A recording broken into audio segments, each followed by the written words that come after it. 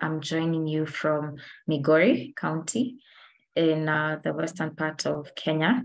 So kindly share with us where you're joining us from, your name, the institution you're representing, your expectations for the webinar, and also your location. We'd really appreciate to learn more about where you're joining us from today. This webinar has been organized by members of the Faith-Based Restoration Action Group, which is an action group that was formed last year after the Kenya National Landscape Restoration Conference.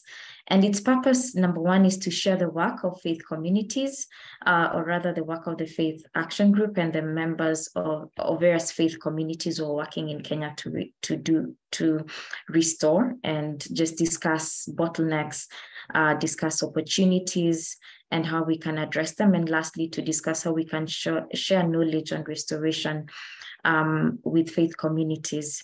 So this webinar is going to take place over the next 3 hours, and it's basically divided into 4 main segments. We're going to have a short opening, and then we're going to have 2 segments of presentations, which will have a Q&A in between, and that's where we're going to really showcase the work. The faith communities present will have the opportunity to showcase their work and share what they're doing, discuss challenges, opportunities, and just some key messages and what they envision the future to be. Then we'll have a panel discussion, just trying to look at the way forward. What's the way forward with faith-based restoration? How can we move it forward? And a closing. So just before I hand it over to Alan, who would be taking us through the opening, giving us a background of the action group, the journey and the achievements, I'd like us to take part in a chat blast. And the question will be, why do you think a faith-based approach to restoration is important? So don't answer the question yet, just type it. Just type it and I'll give you a prompt. So the question is, why do you think a faith-based approach to landscape restoration is important? Thank you, Mika. Restoration is linked to spirituality, and faith communities can strongly support restoration. Thank you. Looking forward to see more. People of faith are stewards of a common home. Thank you, Ashley. Bertha says that when faiths mobilize the religious communities, much can be achieved. Sorry, great. Yes, faith. Jimmy said that the Holy Book, oh, fantastic. God is the creator of everyone. And we're stewards of creation. Sustainable environment is linked to peaceful coexistence. Faith plays an important role in shaping societies and responses. Fantastic. Thank you so much for your great responses. And I'll just hand over to Alan, who will take us through the next segment of this presentation. Yeah. Hello, good morning, everybody. I hope my colleague Nkatha is able to join. And then she may go through the PowerPoint. I just wanted to share just a few thoughts. It struck me this morning to share the genesis of this. You may be interested. Sometimes we see something on the surface, but of course, what are the roots? And you can't quite see those. And there are actually 2 wazee who are really the inspiration behind this development, which I think is quite a pioneering development in the world, really. And that's not surprising considering how distinguished these wazee are. So when I was living and working in Kenya, I had 2 mentors, and they were helping me not just in my work, but in my vocation in my life. And one of those was Reverend Dr. Sam Kobia. Many of you may know him. He was the former General Secretary of the World Council of Churches.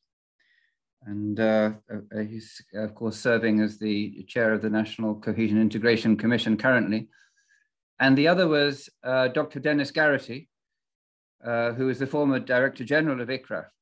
And these 2 gentlemen, we would have brainstorming meetings. They were very kind to me in my own struggles and search for my vocation. And out of that brainstorming, this thought of faith-based land restoration, Dennis said, we'll host one. Let's host a workshop at ICRAF 2017.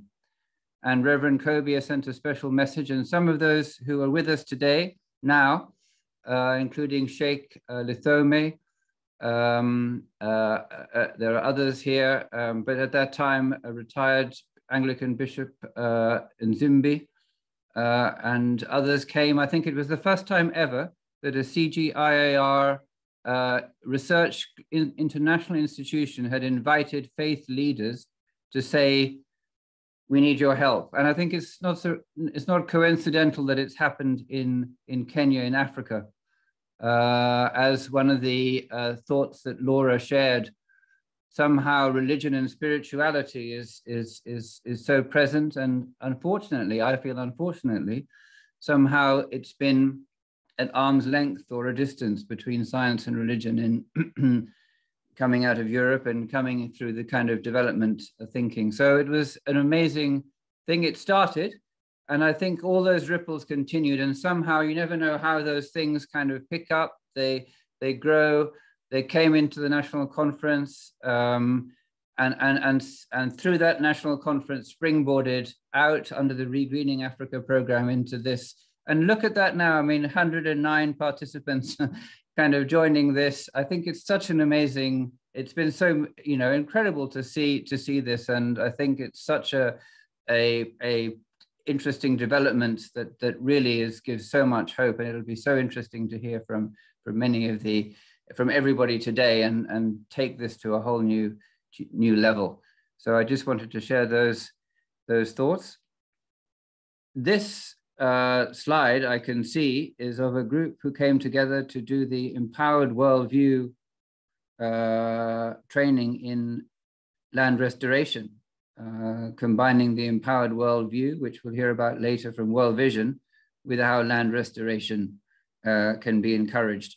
So this is one of the offshoots of from the National Conference and the Faith-Based Action Group. So next slide. So the purpose of the group, how we can all contribute to the overall goal of scaling restoration in Kenya. And to achieve that, the capacity building that's needed for faith communities through webinars, and of course also for our restoration scientific community to know how best to engage with faith communities, which is one of the learnings we hope will come out of this webinar. Next slide. Wow, look at that. I have amazing to see that exactly. So there you can see the workshop on the left, 2017, of which I gave you the roots, and then germinating for 3 or 4 years underground until boom, it came out in the National Landscape Restoration Conference. And from there, you can see how it's accelerated with the formation of the action group. And then there was a workshop at the All Africa Conference of Churches some months back. And that springboarded these other workshops. And now this particular webinar. Next slide. So some of you will have been part of the conference, but particularly the faith-based, where we're all coming under, is movement building and leveraging. Next slide. And we had this session, which was the role of faith communities in the management and restoration of land. And we were exploring the synergies and the opportunities for faith-based organizations to promote landscape restoration at grassroots level in Kenya. And look at all those organizations which are involved there supporting this, coming together around this approach, which I think we haven't seen that anywhere in the world at this kind of level of focus. Next slide. So the group that met, an interfaith group for Muslims, Pentecostalists, independent churches, Catholics, Hindus, developed an action plan, a call to action for all faith communities, so very much an interfaith approach. And then part of that, it was said what needs to be done is to document success stories which can be shared, create the visibility of existing success stories and testimonials. So this whole webinar is actually very much part of fulfilling this action plan and it's even coming in the correct dates there. So look at, and then having these webinars which are ongoing on faith-based land restoration. Next slide. So I hope we've given there an overview of the journey and how we've got to where we are right now. Back to you, Laura. Thank you so much, Alan, for that overview, for presenting the journey that this group has come from, where it all started from the 2017 workshop, the conference last year, the action group, and now where the group is headed, as displayed through the action plan that you've just presented. So I think Nkatha has joined us, and she can take us through the next segments, 2 segments of this webinar, and that will be on presentations, just showcasing the work of various faith communities here. So if Dawn can please share your slides, if you can share your screen and share the slides, then we can go on. And Nkatha, kindly, you're welcome. Nkatha is a program manager at ICO Diplomatique, and ICO Diplomatique is one of the organizations that's leading this action group. So over to you, Nkatha.